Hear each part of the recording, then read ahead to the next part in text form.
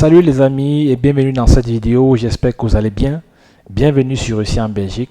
Alors, aujourd'hui nous allons prendre encore une deuxième partie toujours sur les équivalences. Et l'objet de la vidéo c'est quelle est l'importance de faire son équivalence, peu importe son niveau d'études.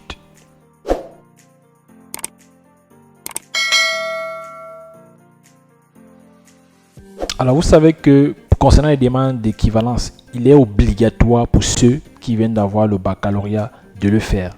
Pour ceux qui ont déjà obtenu soit par exemple un master ou un doctorat, etc., vous n'avez pas forcément besoin de l'équivalence pour faire vos demandes d'admission dans les universités.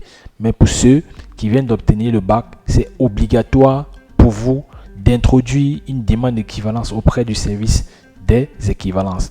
Mais pourquoi est-ce qu'on vous dit, pourquoi moi je vous dis qu'il est important pour vous d'introduire votre demande d'équivalence, peu importe votre niveau d'études? C'est très simple. Il se peut que vous ayez déjà obtenu par exemple une licence, un master et plus peut-être, et vous voulez postuler dans une université, par exemple l'université de Liège en master. Quand vous postulez, le jury de votre formation, vous avez déjà obtenu une licence ou un master, et quand vous, après analyser votre dossier que vous avez à postuler, après analyser votre dossier, le jury du département de votre formation dans laquelle vous avez postulé, après analyse, se rend compte que vous n'avez peut-être pas le niveau requis pour faire ce master. Et donc, il vous rétrograde à un niveau inférieur à celui du master. Ça peut être un niveau 2, ça peut être un niveau 3.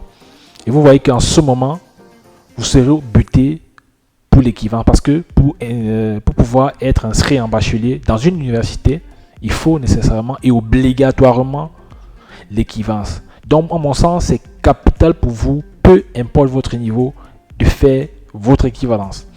En dehors même de ça, même si c'est que tu as eu l'admission en master et que tu n'as pas eu besoin de faire l'équivalence, tu obtiens ton visa, tu arrives sur le territoire, l'équivalence va te servir à autre chose.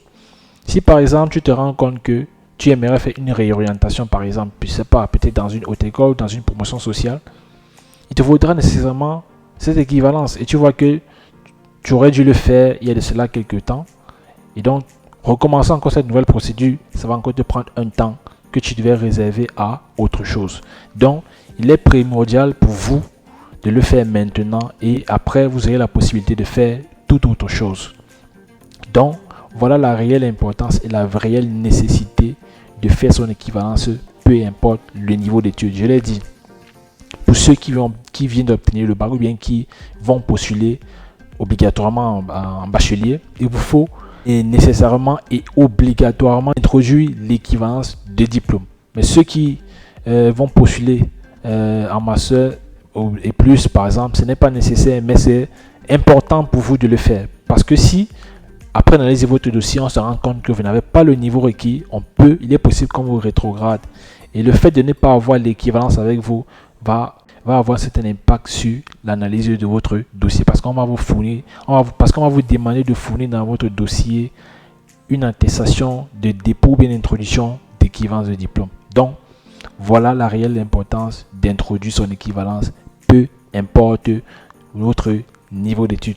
J'espère que cette vidéo tu as aimé, même si c'est le cas, abonne-toi si ce n'est pas encore fait et disons-nous rendez-vous dans une prochaine vidéo.